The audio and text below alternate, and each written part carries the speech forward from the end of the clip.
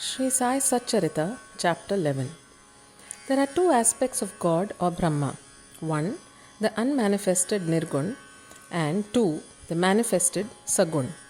The Nirgun is formless, while the Sagun is with form, though both denote the same Brahma. Some prefer to worship the former, some the latter. As stated in the Gita, chapter 13, the worship of the latter is easy and preferable. As man has got a form, body, senses, etc., it is natural and easy for him to worship God with form. Our love and devotion do not develop unless we worship Sagun Brahma for a certain period of time, and as we advance, it leads us to the worship or meditation of Nirgun Brahma. So, let us start with Sagun worship. Image, altar, fire, light, sun, water, Brahma are the 7 objects of worship. But Sadguru is better than all these. Let us, on this occasion, bring to our mind the form of Sai, who was non attachment incarnate and who was a resting place for his devotees. Our faith in his words is the asan, and our sankalpa, determination to accomplish the puja, is abandonment of all our desires. Some say that Sai was a Bhagavad Bhakta, devotee of the Lord. Others say he was a Mahabhagavat, a great devotee. But to us, he is God incarnate. He was ever forgiving, never irritable, straight, soft, tolerant, and content beyond comparison. Though he looked embodied as having the form, he was really disembodied, emotionless, unattached, and eternally free. The Ganges, on its way to the sea, cools and refreshes the creatures affected with heat, gives life to the crops and trees, and quenches the thirst of many. Similarly, saints or souls like Sai, while they live their own, give solace and comfort to all. Lord Krishna has said that the saint is my soul, my living image. I am he, or he is my pure form or being. This indescribable Shakti or power of God, known as pure existence, knowledge, and bliss, incarnated in the form of Sai in Shirdi. The Shruti, Taittiriya Upanishad, describes Brahma as pure bliss. This we read or hear daily in the books, but the devout people experience this Brahma or bliss in Shirdi.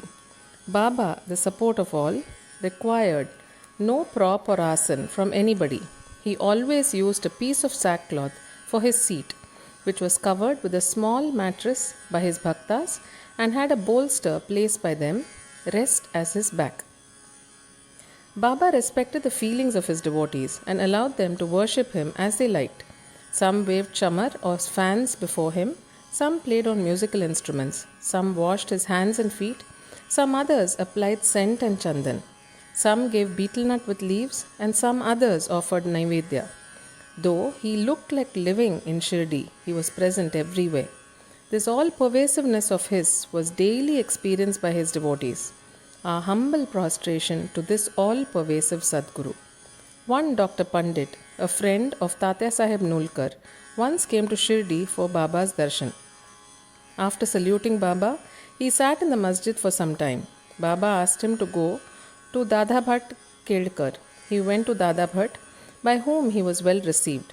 Then Dada Bhatt left his house for puja and Dr. Pandit accompanied him. Dada Bhatt worshipped Baba. Nobody until then dared to apply sandal paste to Baba's forehead. Only Malsapati used to apply it to his neck. But this simple-hearted Dr. Pandit took Dada Bhatt's dish containing puja materials and taking sandal paste out of it, drew a tripund, that is, 3 horizontal lines on Baba's forehead. To the surprise of all, Baba kept silent, not uttering a single word. Then Dada Bhatt that evening asked Baba, "How is it that though you object to the sandal paste being applied by others to your forehead, you allowed Dr. Pandit to do so?" Baba replied that Dr. Pandit believed him to be the same as his Guru Raghunath Maharaj of Dhopeshwar, known as Kaka Puranik, and he applied the paste to his forehead as he was doing to his Guru. Hence, he could not object. On inquiry, Dr. Pandit told Dada Bhatt that he took Baba as his Guru Kaka Puranik and realized him as the same. Hence, he marked the tripund on Baba's forehead as he did on his Guru's. Though Baba allowed devotees to worship him as they pleased, still sometimes he acted in a strange way. Sometimes he threw away the puja dish and was wrath incarnate.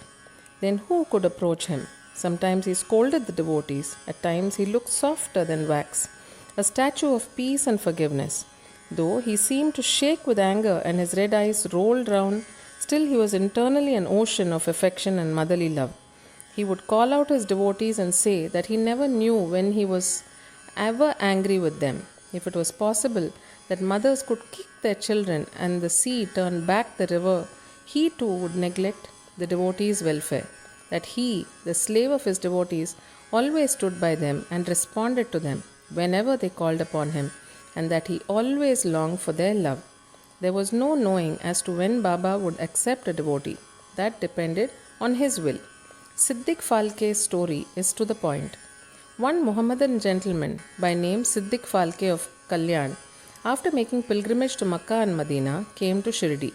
He lived in the Chavdi facing north and sat in the open courtyard of the masjid.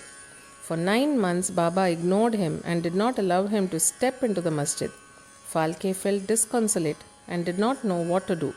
Somebody advised him not to be disappointed but to try to approach Baba through Shama, alias Madhavrao Deshpande, a close and intimate devotee of Baba.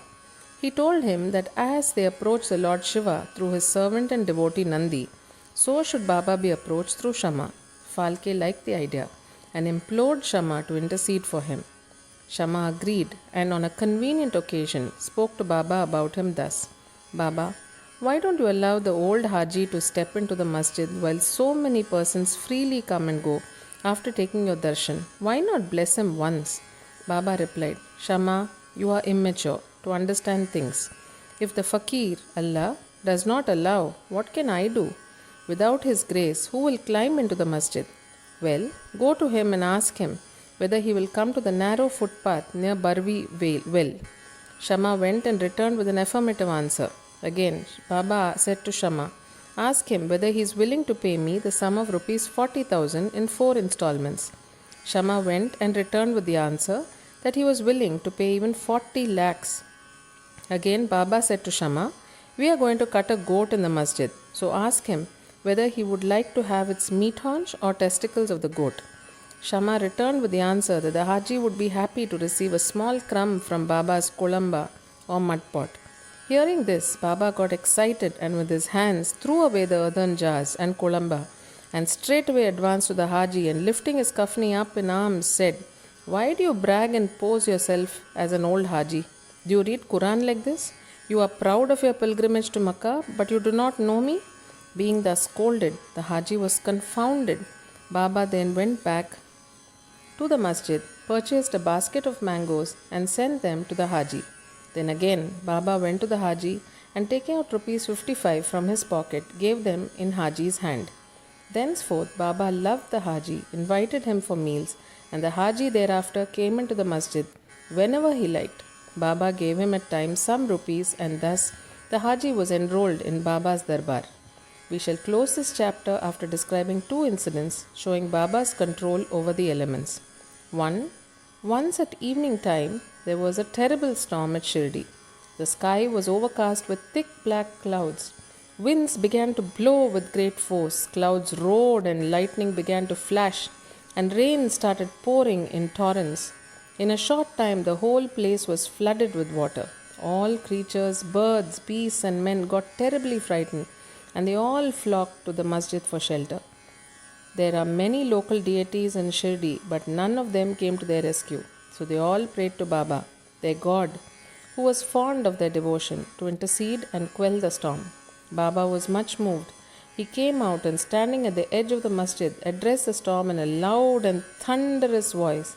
Stop! Stop your fury and be calm.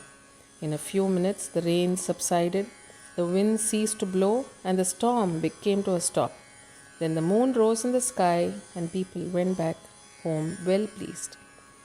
The second, on another occasion, at noon, the fire in the dhuni began to burn brightly. Its flames were seen to be reaching the rafters above. The people who were sitting in the masjid did not know what to do. They dared not to ask Baba to pour water or do anything to quench the flames. But Baba soon came to realize what was happening. He took up his satka, short stick, and dashed it against a pillar in front, saying, "Get down, be calm." At each stroke of the satka, the flames began to slow down, and in a few minutes the dhuni became calm and normal. This is our Sai, an incarnation of God. He will bless any man who will prostrate and surrender himself to him. He who will read the stories of this chapter daily with faith and devotion will soon be free from all calamities. Not only this, but always attached and devoted to Sai, he will get very soon God vision. All his desires will be fulfilled, and being ultimately desireless, he will attain the Supreme. Amen. Bow to Sri Sai. Peace be to all.